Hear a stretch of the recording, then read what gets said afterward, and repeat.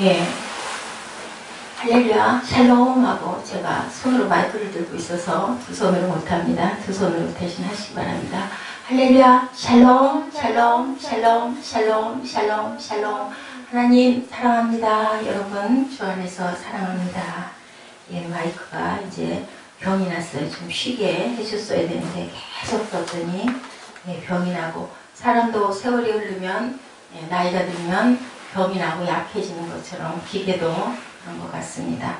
예, 24반열 보니까 네, 24,000명씩 12달 동안 계속 네, 24,000명씩 12달이면 얼마일까요? 10달이면 24만, 그죠? 그러면 24,000, 48,000에 24,000, 얼마죠? 27,200인가요? 굉장히 많은 숫자의 예, 사람들을 이렇게 투여를, 참 다윗이, 저는 이 오늘 제목을 예, 나라사랑이라는 제목으로 이렇게 했습니다. 하나님을 경외하고 사랑하고, 그리고 또한 나라를 위해서 자기가 혼신의 힘을 다했던 다윗의 그 어를 제가 그렇게 생각을 해봤습니다. 그 나라의 군대에 대한 규정을 읽을 수가 있죠. 쭉 우리 15절까지 읽어보니까, 다윗은 그 자신이 싸우는 용사요 칼로서 위대한 일을 행했어요. 그런 싸움터에서 큰 군사력을 발휘했죠. 이제 우리는 여기서 하나님께서 그 다윗으로 하여금 모든 대적들로부터 휴식을 취하도록 해주셨을 때 다윗이 어떻게 대군을 관리했는가, 얼마나 열정과 얼마나 정성을 다하여서 이 대군들을, 군대의 사람들을 관리했는가 하는 점을 우리가 생각해 봅니다. 그들은 모두 군대에 계속 유지시키지 않았는데 그것을 그들에게 또 나라에게나 굉장히 곤란한 일이었겠죠. 그 많은 숫자의 사람들을 다 유지시키고 또한 그 밥을 먹게 해주고 월급을 줬어야 됐을 거니까요. 예나 지금이나 우리가 먹고 살아야 되는 부분이 항상 있습니다. 그렇다고 해서 그들을 또한 모두 해산시킬 수도 없어요. 왜냐하면 무방비상대가 돼서는 안 되니까. 부하들은 자기들의 습득한 전술을 또한 잊어버리기 때문이기도 합니다. 그러므로 그는 상비군은 아니지만 어떤 병력을 유지할 수 있는 방법을 고안해내야 했죠. 첫째로 그는 24,000명의 군사들을 항상 보유하고 있었다는 겁니다. 예, 다달이 돌아가면서 예, 그들은 잘 훈련된 일단의 군사들이요, 그날의 어떤 지역에서 각자의 무기로 무장하고 있으면서 그러는 동안도 그 비용을 각자가 부담하는 그런 군대였을 것이다 라고 우리는 추정이 됩니다.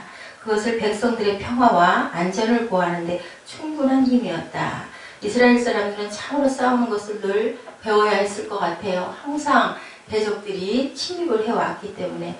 그래서 그 시편 23편 같은 시편을 그렇게 젊은 날 열심히 양을 치면서 예, 누워서도 그죠? 외웠던 것 같다는 생각이 듭니다. 웬 원수의 목전에서 내게 상을 베푸시고, 그 시를 얼마나 많이 그 전쟁에 나갈 때마다도 그렇고 얼마나 많이 읽고 그 찬양을 하고 기도했을까 하는 생각을 우리가 짐작할 수 있습니다. 적들을 막기 위해서는 끊임없이 대치하고 있어야 됐기 때문에, 그래야 그저 살아남을 수가 있고 나라가 유지될 수 있어서 40여 년 동안 정말 끊임없이 연구하고 노력하고 긴장하고 있었겠구나. 물론 다윗 생전에 또 밧세바 사건과 같은 사건도 있었지만, 그죠? 그 인간이니까, 사람이니까 또 그래도 금방 또 회개하는 다윗. 두 번째로는 다윗은 그들을 달마다 이렇게 교대를 시켰습니다. 그리하여 전체의 군사들 수는 28만 8천 명에 달했는데, 이것은 그 나라 백성의 5분의 1에 해당하는 수요로서 모두 능력 있는 자들이었다. 대단한 거예요. 그죠? 나라 인구의 5분의 1 정도가 될 만큼 이렇게 훈련을 시키려면 얼마나, 그죠? 그 마음과 정성을 들였어야 될까. 이처럼 12회로 나눠 복무했죠. 그들은 모두 군대의 일을 배워 익혔습니다.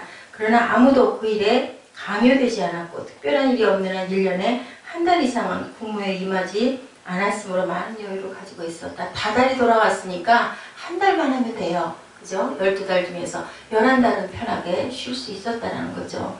그러나 또 특별한 일이 있을 때는 또 재빨리 함께 집합해야 되는 그러한 방법을 썼습니다.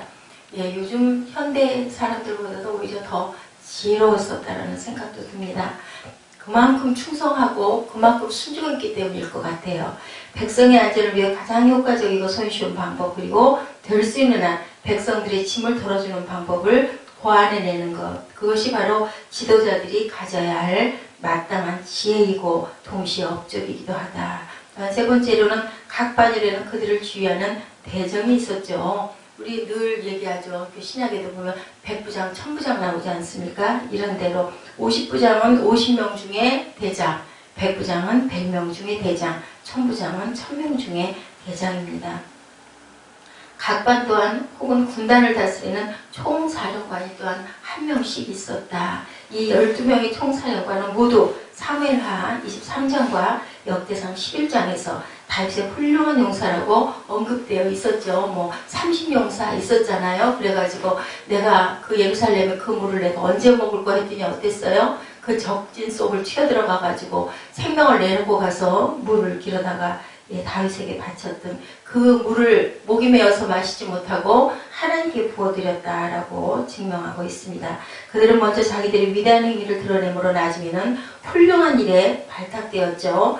명예가 공적이 있는 자에게 따라가는 그런 나라는 항상 번영한다라는 것을 우리가 알 수가 있습니다.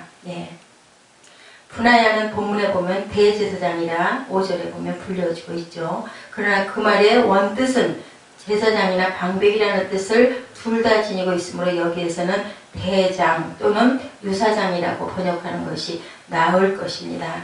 대장, 또한 유사장 둘 다 가지고 있었기 때문에 도대는 미글롯을 두었는데 4절, 그것은 자기가 결석하거나 힘이 약할 때 미글롯을 대리인으로 쓰거나 혹은 자기가 죽었을 때 후계자로 만들기 위해서 그렇게 했다. 6절에 분하야는 자기 휘하에 자기 아들을 두었다. 예나 지금이나 보면 아들을 아주 중요시하고 자기의 대를 잇게 하는, 그렇게 함으로써 또한 그 연대가 잘 유지가 되죠. 자기 휘하에 아들을 두었다. 이스라엘은 자기 뒤를 자기 아들이 잇게 하였다. 7절, 이것으로 봐 여러 군대 체제는 다윗의 통치 초기에 이미 형성되었던 것으로 우리가 추정이 됩니다. 왜냐하면 다윗이 헤브론에서 다스리고 있는 동안 이스라엘은 이분의 에게 살해되었기 때문이죠. 그의 싸움이 끝났을 때 다윗은 이 방법을 복귀시켰고 자기 아들 솔로몬의 평화로운 통치를 위해서 이러한 체제로 군사력을 마련해 놓았다. 아들을 위해서 만반의 준비, 그죠? 또한 성전 건축에 필요한 모든 것도 누구보다도 더 실제로 지었던 솔로몬보다 더 많은 준비를 열심히 돌아가기 전 3년 전에 열심히 했던 것을 우리가 볼 수가 있습니다. 우리 자신이 가장 안전하다고 생각하고 있을 때라도 우리가 이 세상에서 육신을 가지고 있는 동안은 영혼의 갈등을 위한 준비를 또한 해야 된다. 또한 다윗이 헤브론에서 다스리고 있는 동안 이스라엘은 이브넬에게 살해되었는데 그의 싸움이 끝났을 때 다윗은 이 방법을 다시 복귀시켰고 자기 아들 솔로몬의 평화로운 통치 동안을 가장 안전하게 가기 위해서 이렇게 애를 쓴 것 보면 정말 나라 사랑 그리고 부하 사람이 얼마나 대단했는지 시편 33편 12절입니다. 여호와로 자기 하나님을 삼은 나라 곧 하나님의 기업으로 빼신 바 된 백성은 복이 있도다. 가리발디는 19세기 이탈리아의 개혁과 통일운동에 공헌한 국민적 영웅이었습니다. 어느 날 가리발디가 청년들을 모아놓고 민족을 위해 싸우자고 역설하자 한 청년이 나와서 만일 내가 조국을 위해 싸운다면 그 대가는 무엇이냐라고 물었다고 그래요. 이 말을 들은 가리발디는 단호하게 말합니다. 칼에 베인 상처, 심한 부상, 끝내 죽음이 대가로 주어질 것입니다.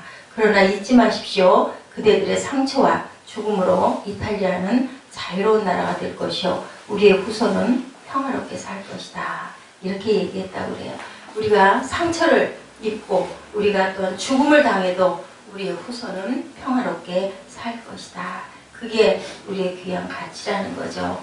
야곱의 하나님을 자기의 도움으로 삼으며 야훼 자기 하나님에게 자기의 소망을 두는 자는 복이 있도다. 시편 146편 5절 말씀입니다. 3.1운동도 그랬죠. 그렇게 함으로 인해서 많은 사람들이 돌아갔지만 결국은 어떻게 됐어요? 내가 죽으면 시체를 불살라 곱게 가루내어 무궁화 나무 아래 걸음을 주라 하고 얘기했던 선생님이 계셨습니다. 민족 대표 33인 중 한 사람이었던 남궁옥 선생님입니다. 암울한 역사의 빛으로 살았죠. 황성신문 사장을 지내시고 현산학교 설립자이시고 감동학교 회장등으로 나라를 위해 일하셨습니다. 찬송가 여러분 잘 아시죠? 그 371장입니다. 삼천리반도 금수강산. 특히 무궁화 신기 운동을 전개해서 나라와 그 사랑의 독립의지를 일깨웠는데 그 일로 인해서 오진 고문을 받고 순국을 했어요.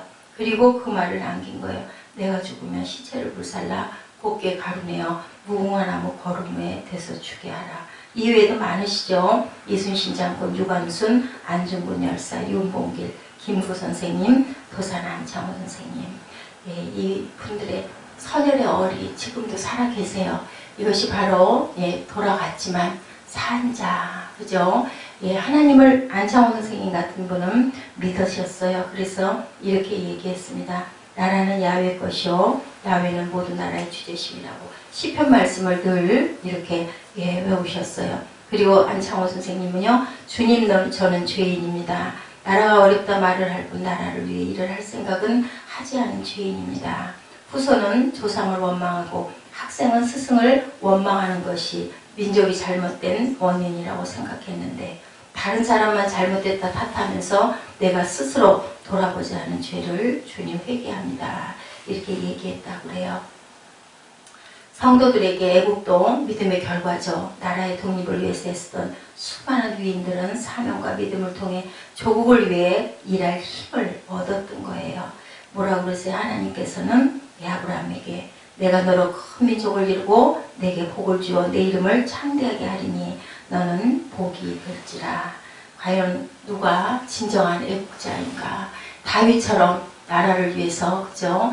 12,000명씩 계속해서 24,000명씩 12계절을 돌아가면서 나라를 지키게 하며 11달은 또 쉬게 하는 민족을 사랑하고 백성을 사랑하는 마음, 그게 바로 하나님이 우리를 향한 마음이 아닌가 합니다.